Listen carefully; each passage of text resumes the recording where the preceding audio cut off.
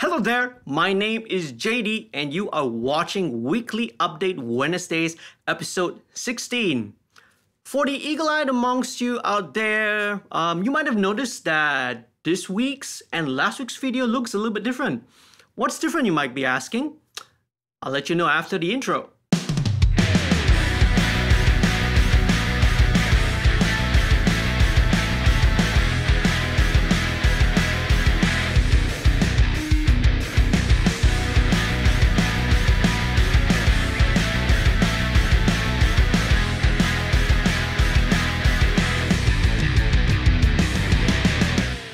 To all the subscribers and the patrons, a very big thank you and a warm welcome back. Without you guys out there, this channel would not be possible, and I would not be able to make all these videos for you out there. If you're new to the channel, do head on down and click on the subscribe button. Do click on the notification button as well so that you'll be updated every time I upload a brand new video on this channel. Sign up for my email list. The link is down in the description below and you'll get to download some free stuff, right?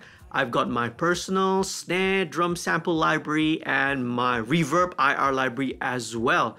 Consider signing up to become a patron, right? Patrons help to support this channel financially for as low as $3 a month. You get a lot of other perks and benefits as well. Head on down to this website, www.patreon.com/studio2105 and become a patron today, right? You get one-on-one tutorial mentoring sessions, you get exclusive content, you get lots of perks and benefits, you get to get some exclusive patron-only posts, and you also get to be part of the MixStream Academy community, right, on Facebook. Not only that, if you are a VIP patron, right, if you are a VIP access patron, you also get really special discount codes that you can use towards any of the studio services right here at Studio 2105. So don't wait, head on down and sign up and become a patron today. Oh, by the way, at the top of the video, I was mentioning that this week's video and last week's video has a little different look to it. And the reason behind it is because I have gone and bought a brand new camera. Okay, so previously, you know, all the episodes before that and a lot of my videos, my live stream videos and all that were all being recorded and filmed right on my smartphone. Okay, I'm not a video guy. I'm not an expert when it comes to cameras and that sort of stuff. So all of that I was doing purely on my, you know, little smartphone. So hopefully this video and last week's video and the videos from now on are going to look a little bit better in terms of the quality. Okay, the joke has always been, you know, my videos is like, you know, I've got excellent audio but you know, really crappy video. So let me know, guys, what do you think? You know, how does this camera look? I'm also thinking of maybe upgrading and getting some better lighting as well. For at the moment, I'm kind of just using a lot of the internal household lights in here and just like a very simple kind of a ring light setup over there, right? So I'm trying to maybe save a little bit more money and investing like in some better lighting as well. Okay, all right. So if you really want to help to support, you know, if you want to see like better quality videos, you know, better lighting and better everything, do head on down, as I mentioned, right? If you sign up to become a patron, right, it really helps to support the channel and helps the creation of a lot more content in times to come. Okay, so what's been going on this past week? Nothing much, right? Things are kind of winding down towards this weekend. This weekend is the Hari Raya Haji holidays here in Malaysia, so it's going to be a long weekend. So a lot of people are kind of like winding down their stuff. You know, they're trying to settle their work and get their projects out of the way so that, you know, they can enjoy sort of a weekend holiday, you know. And kind of you know, we've kind of been in lockdown for so long. I guess, you know, some people really feel the need and the need to go on a break, you know. And besides, it's a good opportunity for this long weekend, right, for all our Muslim and friends to go and visit and spend time with their families.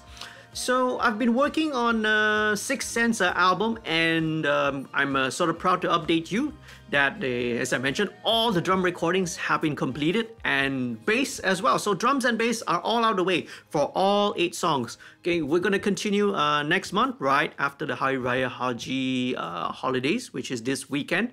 And we're gonna continue with the guitars and hopefully the vocals next. And so stay tuned, not only to this channel, right, or my social media, but also stay tuned to the Sixth Sense social media as well, their Instagram, their Facebook, and all that, right? They constantly kind of update their fans and their followers on what's been going on. For this past month, all right, I've actually been helping out at Praise City Church. So they've asked me to help out with their Sunday morning service live broadcast. So as you know, with the conditional MCO and with all social distancing SOPs that have been put in place, a lot of places of worship, not only churches, temples, mosques, and a lot of public events, right, have moved towards doing live streaming, doing live broadcasts. So churches are no different as well. So I've been asked to help out. So those who follow my social media will know that I've been posting it, but this is just to kind of let you know what I've been up to. Whilst I'm doing this, I am also training up some of their AVT members, right? So one of them is kind of undergoing a kind of a training session under me. So hopefully in, let's say, by next month, like another couple of weeks, I'll be able to sort of hand off the broadcast mix duties to their team, right? So it's been really fun, really enjoyable. Sometimes I do these kind of a live sound sessions and projects, right, with churches, sometimes with some bands who call me and whatnot, right? But it's kind of a really interesting thing to do, to get into broadcast mixing. It's real fun, there's a real some excitement, with doing something live, because it's not like in a studio where it's a controlled situation. So, right, hopefully, I'll be able to hand this job and hand these duties off to your team really soon, and kind of focus back on the studio work as well. All right, without further ado, let's get down to this week's featured questions. And this week, not only do I have one, but I have got 2 questions for you. So let's get into it. All right, the first question is regarding drum recording. And this is actually a bunch of questions that have come from quite a number of you out there. So I'm going to kind of split it up into 2 parts, okay? So part 1, here goes. Question 1. I'm a drummer and I have 0 recording experience. What equipment should I get within a budget to get up and running? This includes mics for the drums. Do I need any outboard gear? Alright, to get you started, what you would need to get would be an audio interface with a minimum of 4 inputs. Okay, 4 inputs to give you, let's say, kick drum, snare drum, and a pair of overheads in stereo. Okay, now you could of course go a little bit more minimalist route, right? 2 channels or something like that. And a lot of the old 50s and 60s recordings and records were made that way, with very few channels and very few inputs. But of course, if you talk about a more modern drum recording, a more modern approach, you pretty much need to close mic most of the different parts, elements of the drum kit. Now, ideally and preferably, if you can get an audio interface with 8 inputs or more, right? Maybe you can look to expand the number of inputs via this digital inputs, for example. This would greatly increase your options. Now, when it comes to microphones, nowadays there's so many options already, and pretty good options and decent options as well. So you would want to get maybe a drum mic pack, a whole kit, for example. There are those that are made by AKG, that's made by Shure, by Audio-Technica, Samson, Audix, Lewitt, right? They're all from different price ranges. Some of them would maybe start with a basic kit with maybe four microphones. Some would go to 6, 7, 8, 10, or even more, okay? So usually they would come with at least 1 kick drum mic. You have 3 or maybe 4 dynamic microphones for the snare and for the toms, and usually a pair of condensers for the overheads, okay? Now in terms of mic pre's and output gear, for starting off, right, I really do not recommend that it's really non-essential for you to, start investing and spending a lot of money on external mic pre's and compressors and all that. I personally, when I record, most of my channels are actually just coming straight into my interface, right? Except for the overheads and some of the more important channels, such as maybe the kick and the snare, right? And I myself do not use any compression. I don't like to compress. I don't compress when I'm doing my drum recordings. So hopefully these little recommendations will help you get started with drum recording. Part 2. I have a basic AKG drum mic kit and my interface has 16 inputs. What mics should I add to further expand my drum recording options? I have a fairly live sounding room. Okay, now this question actually came from No Izudin, who's one of my former Direct Access Music Production Workshop students, okay? So, I know you asked this question a long time ago, right? It's like probably a few weeks back, and really sorry, this is the only time that I've managed to get down to address this. So now, for those of you, this is a little bit for those who are a little bit more advanced into drum recording, into recording. Now, if you've already gotten yourself a pair, like a set of drum microphones, and you want to sort of expand your options, okay, here's what my recommendation of an upgrade path would be. Okay, I would start first of all, right, by getting a pair of large diaphragm condensers, okay? This is for the room or your overheads. So what you do when you get this pair of large diaphragm condensers, once you have that, you can sort of relegate the existing pair, the one that came with the drum mic kit, to close mic your hi-hat or maybe the ride cymbal, okay? Now, for me, the overheads are really key, to getting a good drum sound, right? Overheads are really important, so you will want to try and use the best microphones that you can, that you are able to afford. Now, preferably you would want a multi-pattern microphone. So you want to take advantage of either maybe the Omni or figure 8 pattern. Because you said you have a fairly live room, right? This will also help you to take advantage of the acoustics of your room as well, okay? For me, I really love recording drums in a live room because it adds all that, that sense of bigness, that sense of energy, right, comes from the room itself, okay? Now, you might also want to consider ribbon microphones, but ribbon microphones are going to be a little bit more pricier. You're going to be a little bit more harder to come across here in Malaysia. And of course, they're a lot more fragile, and when it comes to maintenance and care for it, you have to be a lot more careful around ribbon microphones. But if you can, they would be a great option as well, okay? So, the next thing I would get is I would go for a dedicated kick drum microphone. Now, my favorite kick drum mic is the Audio-Technica ATM250. So this is the newer version. It used to be called the ATM25, and this is absolutely my favorite drum mic, okay? But for you out there, there's a lot of other options, great options that are available as well. A very popular option is the Audix D6. So the Audix D6 is what I would describe as cheating, with the Audix D6, when you chuck it and you just place it in front of the kick drum, you're pretty much automatically gonna get a very great sounding kick drum already from the get-go.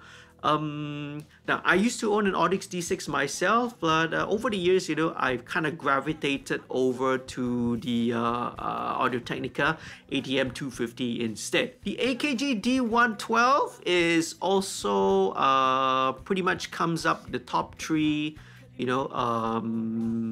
names, that recommendations that come when it comes to kick drum microphones, right? The D112 is like the ubiquitous kick drum microphone. It looks like an egg, right?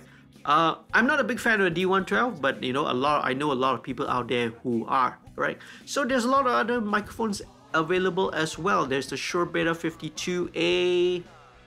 There's the Electro Voice RE20.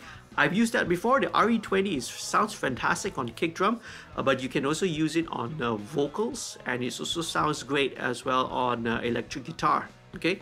Back then when I was recording Pop Sharwit's album back in Synchro Sound, right, Greg Henderson was my producer, and we kind of experimented, and guess what we ended up using for the kick drum? We actually used a Neumann U87. People who are watching this and looking at this now are going to go, what? You can't use a Neumann U87 to record a kick drum? But hey, we tried it out and we actually liked it. We loved how it sounded on the kick. Now, bear in mind, you have to be very, very careful. The Neumann U87 is a fragile piece of gear, all right? It's a lot more sensitive and it's really, really expensive. You do need to engage the pad because the amount of SPL, the level that's being generated from a kick drum can overload the microphone. So, the 10 dB pad would be very, very important. Also, if I recall, we had to put a pop filter, right? We used a pop filter, the one that you normally use for vocals, okay?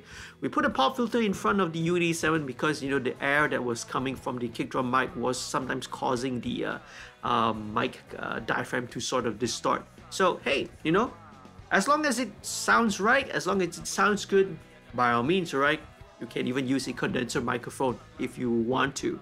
Okay, another option nowadays that you want to consider would be a dual element microphone. And the first one that comes to mind is again from Audio-Technica. This is the AE2500. So what are dual element microphones? Okay, so dual element microphones combines a dynamic and a condenser into one single housing, right? So it's built into the body of the microphone, and the way that it's aligned, it allows these two microphones to be in phase alignment, okay? So sometimes it's a problem, right? If you try to use two different microphones and you to mic a single source, right? Phase coherency, phase alignment can be an issue. But the way that they've constructed it, they've made it and designed the microphone, both of these elements are in perfect phase, right? So you can check it out, all right? There is also the ATM250DE, DE meaning dual element, which is the takes the element of the ATM250 and of course combines it with a condenser, right? The 250DE is also a little bit cheaper. I don't know of any other dual element microphones. I'm sure there are, from other micro manufacturers. The only other one that comes to mind is the Lewitt DTP640 Rex. In fact, right, if you're watching this, let me know, what are your favorite drum microphones, okay? Leave them down in the comments below. We would really, really love to hear their feedback from you. Now, obviously, if you are recording with a dual element microphone, you are going to need 2 channels of inputs. Hopefully this little suggestion helps you in your journey and your pursuit of getting drum microphones. Let me know, right? If you're watching this, what are your favorite drum microphones? What are your recommendations? Do leave them down in the comments. I would love to hear what your opinions are. I was asked to deliver stems for a live TV show. So as I understand it, stems are stereo sound mixers, so I did a drum stem, a guitar stem, a vocal stem, etc. But it turns out that they wanted the individual tracks instead. I'm confused. What's the difference between stems and tracks? Alright, okay, this topic, right, is sort of a little pet peeve of mine because I've really lost count of the number of times where, I've encountered situations where people are confused between the two terms, right? So, let's settle this issue once and for all, okay?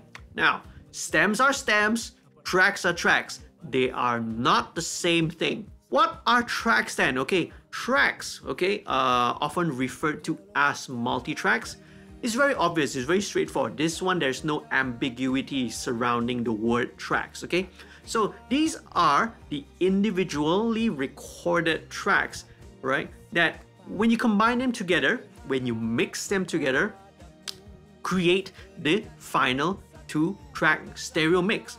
Okay, now obviously nowadays you have also multi-channel and surround audio formats as well, but I'm just going to refer to stereo 2-track mix. Okay, So tracks are almost always delivered raw or unprocessed unless specifically requested by the client, okay? So most mixing engineers, myself included, we only deliver them raw and unprocessed. Okay, now the question of why we do that, okay, is something that I'm not going to kind of delve into in this video. It's something, another story, another topic for another day. Okay, let's move on. So what are stems?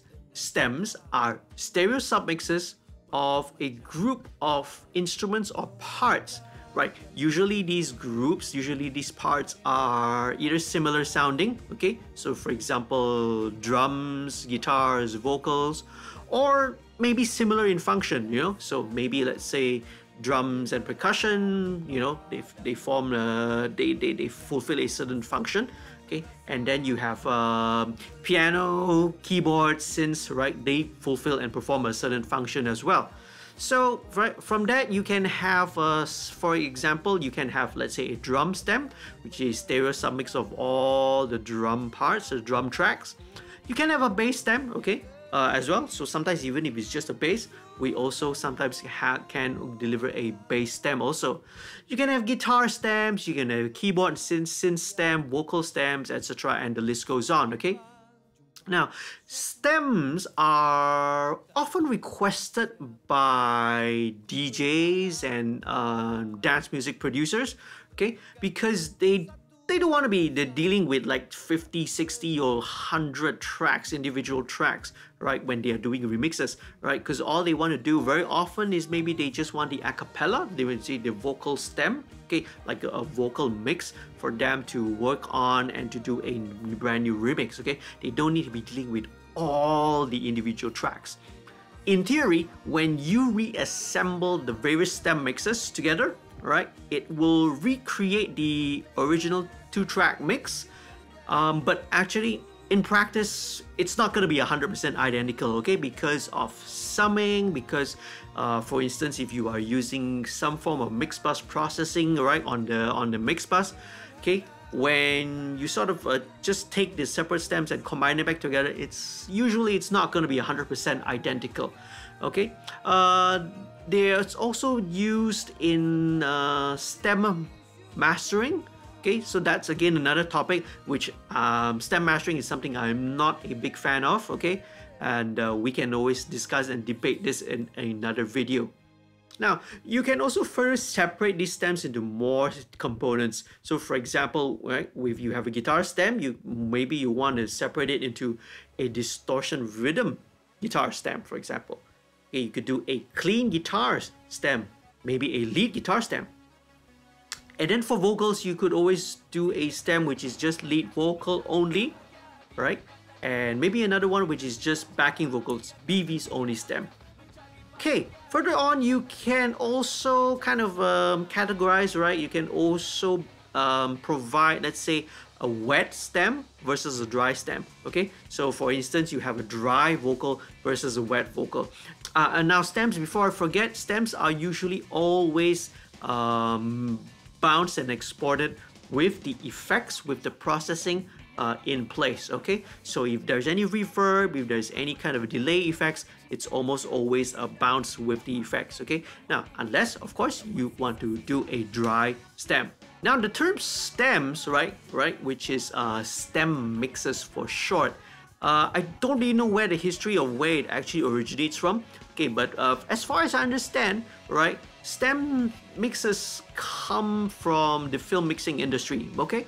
So, where you are sometimes dealing with hundreds, if not thousands of tracks, right? You have your dialogue, you have your music, you have your sound effects, you have your Foley. So to handle film mix, right, sometimes involves a team of some up to 2 or 3 re-recording engineers, right? So what they do is they will combine, right? One person will be in charge of the dialogue stem, all mixing all of the dialogue elements.